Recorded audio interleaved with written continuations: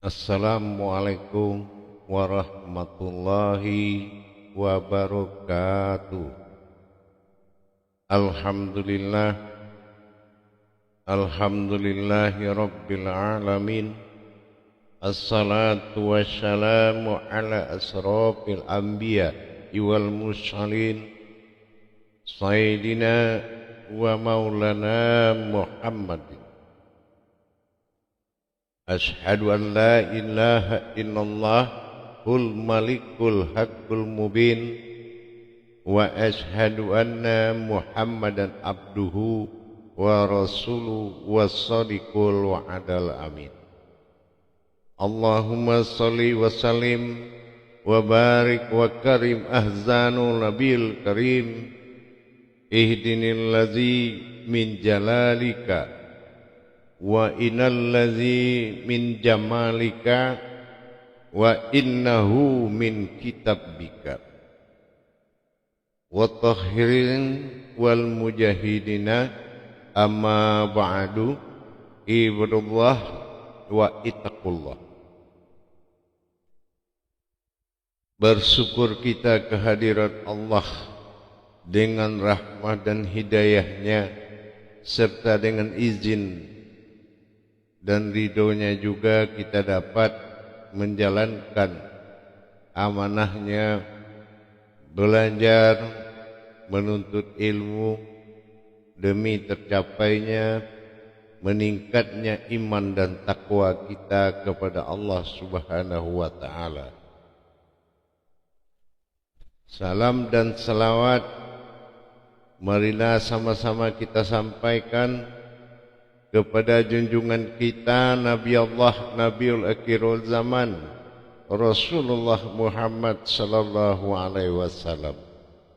Atasnya kelimahnya kita kalamkan bersama dengan membacakan Allahumma sholli ala sayyidina Muhammad wa ala alihi sayyidina Muhammad.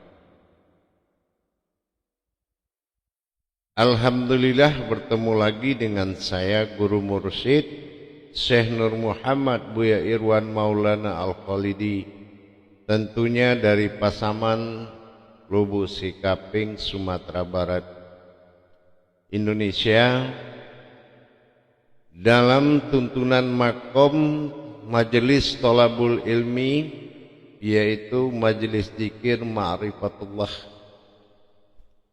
yang mana dalam naungan Yayasan Islam Hidayatul Mubarakah. Insya Allah YouTube Buya Pasaman Timur akan selalu menjadi wadah untuk meningkatkan keimanan dan ketakwaan umat, tentunya kepada Tuhan Allah Subhanahu wa ta'ala. Alhamdulillah, pada waktu dan kesempatan ini saya akan berbagi wawasan hakikat dan hakiki di dalam kajian sir, kajian sifat, kajian wujud dan kodrat, seperti apa tajalli ketuhanannya antara sebuah perjalanan yang disebut dengan perjalanan iman. Seperti apa yang dimaksud perjalanan iman atau disebut dengan tauhid. Tauhid adalah salah satu perjalanan semata dari Tuhan yang harus dilengkapi oleh persyaratan wujud dan maujud yang akan diperjalankan. Bukanlah suatu perjalanan yang menuju suatu tujuan, bukan juga yang dimaksud siapa yang berjalan. Tapi yang dikatakan sebuah wujud adalah tauhid yang muncul dan hadir dan menghadirkan kemunculan Tuhan pada diri sebagai alam liganya. Perjalanan iman inilah yang membuat metode-metode pencarian yang dilakukan oleh ahli-ahli ma'rifat terbentur, terganggu, diakibatkan rumus tauhid kurang dipahami.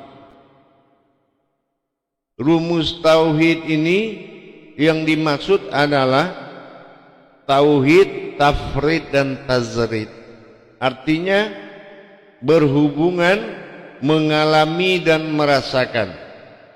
Ini berarti menuju kebenaran tertinggi. Apa yang kita alami, apa yang kita rasakan, dan dengan siapa kita berhubungan. Nah, ini adalah salah satu persyaratan mutlak yang wajib. Di antara yang mutlak itu adalah tauhid, menyatakan berhubungan, ya, disebut dengan sahadah dan ahadah. Jadi berhubungan langsung menjadi satu. Nah, ini menghimpun. Disinilah letak kesulitan para pencari Tuhan, mengalami kesulitan tinggi, yang mana tauhid membutuhkan lembaga diri itu sendiri dengan kemampuan Tuhan untuk mencapai ketuhanan dirinya. Tidak ada munajat dan perjalanan ma'rifat apapun tanpa melakukan dari kodrat dirinya sendiri. Ini yang dikatakan sebuah pencarian. Bukan diri ini diperjalankan kepada suatu tujuan, tetapi diri ini memperjalankan wujud menuju wujud dan melakukan maujud pada satu kodrat yang disebut dengan diri. Zahirnya disebut dengan tubuh. Melihat perjalanan iman, apa yang harus diimani, sementara perbuatan diarahkan kepada satu kodrat. Segala bentuk tajalli ketuhanan itu diarahkan kepada satu kodrat. Dan kodrat ini bernama Sibaharu. Sibaharu adalah kodrat merasa, sementara wujudnya adalah sir, itu adalah jasad. Sebagaimana yang pernah saya sampaikan, jasad atau diri adalah sesuatu misteri yang mana dia tidak dikenal dengan usulnya dan berasal dari mana dan datangnya dari mana, sehingga dia menjadi gerakan sesuatu, dia menjadi kodrat sesuatu yang mana sulit bagi umat mengenal umat. Kesulitan tertinggi itu, iman harus merubah tahta ketuhanan pada satu kodrat. Ini yang dimaksud dengan perjalanan iman. Apakah kita menyebut nur? Tetap melihat kepada jasad. Di mana lapisan nur tersebut? Apa dasar penglihatan, pandangan kepada jasad kalau disebut dengan nur? Itu semua tajalli sifat-sifat ketuhanan itu diarahkan kepada satu kodrat disebut dengan diri. Diarahkan semua sebutan ketuhanan yang bersifat tajalli Allah, tajalli sirullah. Di sini letak perjalanan iman tadi. Disebut dengan zat, harus dilihat. Melihat tubuh itu adalah zat. Nah, bagaimana kita bisa melihat tubuh itu zat? Dari mana pintu pandang kita dan seperti apa wujud rasanya? Apalagi sudah dikatakan dengan batin. Mana tubuh yang menerima batin dan sebagai batin? Apa proses tajalinya sebuah tubuh akan berkodrat batin? Dari mana munculnya yang dikatakan batin? Begitu juga dengan sir. Apalagi telah dibungkus oleh hakikat. Mana diri hakikat? Mana diri tarekat? Mana diri ma'rifat? Semua ditujukan kepada satu. Disinilah letak perubahan dari satu kodrat tajalli sirullah ini. Harus bisa kita memandang, merasakan dengan pasti. Kalau kita mampu menerima keimanan Tuhan, imanullah dengan tujuan satu kodrat. Dan kita tidak bisa memilih mana kodrat terbaik dan tidak baik. Yang namanya kodrat Tuhan, Allah, tidak ada yang tidak baik. Cuma untuk menghadimkan itu butuh sebuah pengetahuan, landasan-landasan ma'rifat yang membuat hati dan iman itu tidak goyang.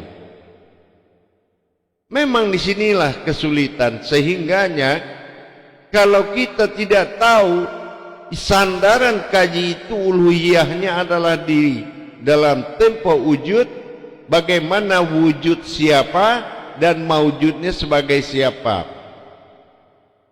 Segala bentuk sifat dan tajalli Tuhan itu disandarkan kepada satu tubuh. Iman siapa yang sanggup menerima kenyataan itu kalau dia tidak memiliki syarat mutlak? Apa yang dikatakan syarat mutlak? Dia telah mencapai diri yang hak. Diri yang hak itu dia telah memuliakan dirinya melebihi segalanya. Yang kedua, dia memiliki guru yang hak. Yang mana guru yang hak hakiki daripada wujud dirinya sendiri. Dan dia harus yang ketiga mendapatkan kajian yang hak, yang mana tidak ada penyebutan Tuhan dalam kodrat lain, yaitu melainkan kodratnya sendiri. Ini harus melalui prosedur mutlak. Karena untuk mencari tauhid disandarkan kepada satu kodrat, wujud, batin, kodrat dan sir. Apapun yang berupa kodrat, apapun yang berupa wujud, maujud, harus dari satu kodrat. Dan kodrat ini adalah kodrat yang disebut dengan kodrat sesuatu. Inilah manusia. Jadi kalau kita ingin melihat dan mendapatkan kodrat, kita harus mengerti memperjalankan iman kita. Di sini kesulitan.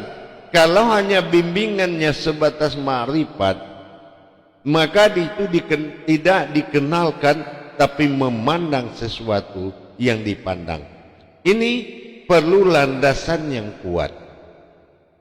Sulit memang seseorang bisa memperjalankan iman, karena iman diperjalankan bukan kemana-mana atau ditujukan kemana, tetapi melihat satu kodrat dengan perbedaan yang dimunculkan.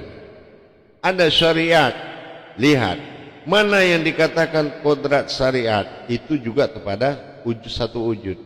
Yang kedua itu mana kodrat hakikat, wujudnya itu juga. Mana kodrat tarekat, wujudnya itu juga. Mana kodrat ma'rifat, wujudnya itu juga. Inilah yang menjadi suatu benturan kesulitan di dalam mengikuti keimanan. Ini perlu bimbingan dan tuntunan yang bersungguh-sungguh.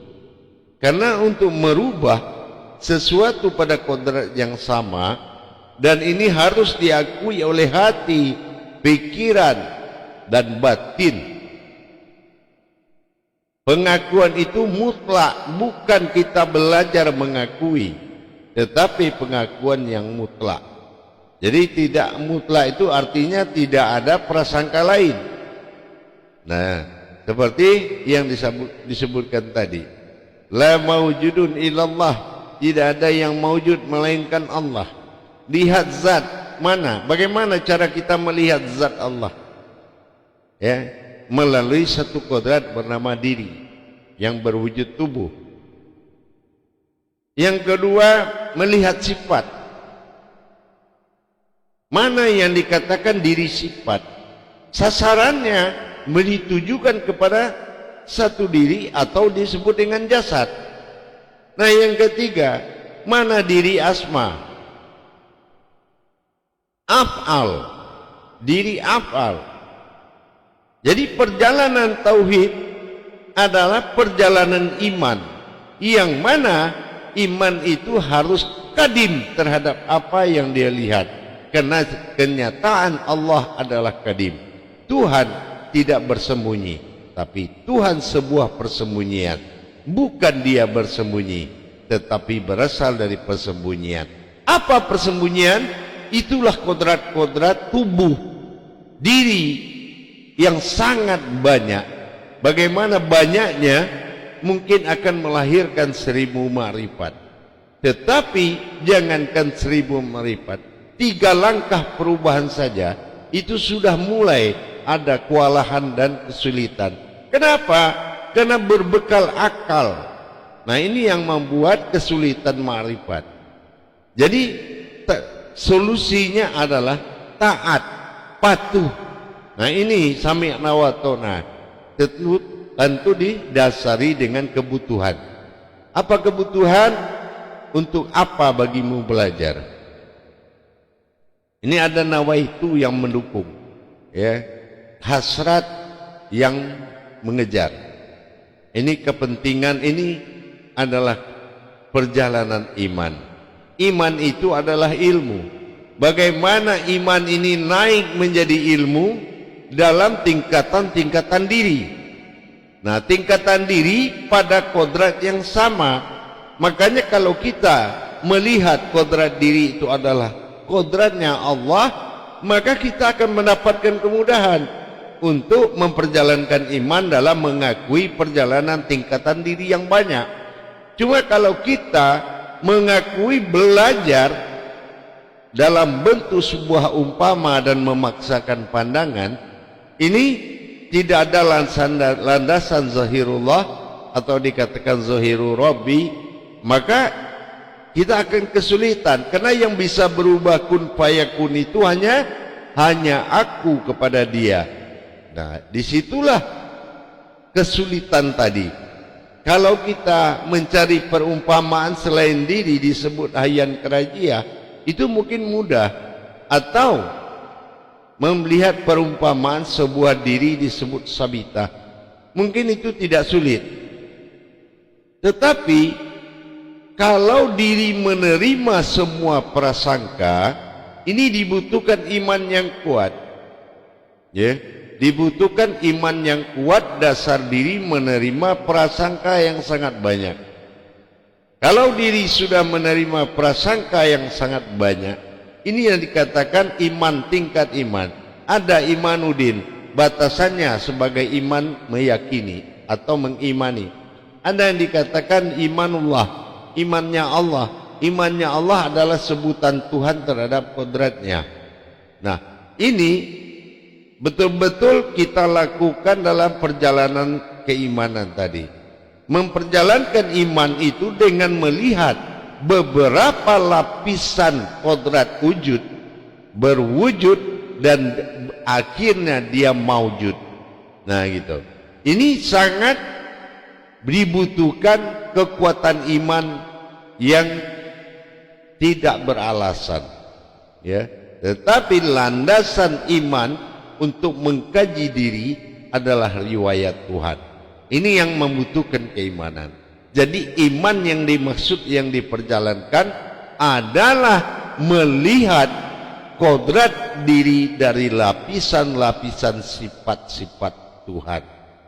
Kalau lapisan sifat ini menjadi sebuah maujud, dari wujud, berwujud dan bermaujud, dan kita tidak merusak iman dan tidak mengganggu terhadap ketenangan pikiran, takluk kepada keputusan Allah, sesungguhnya prasangka ini adalah kedudukan, bukan praduga.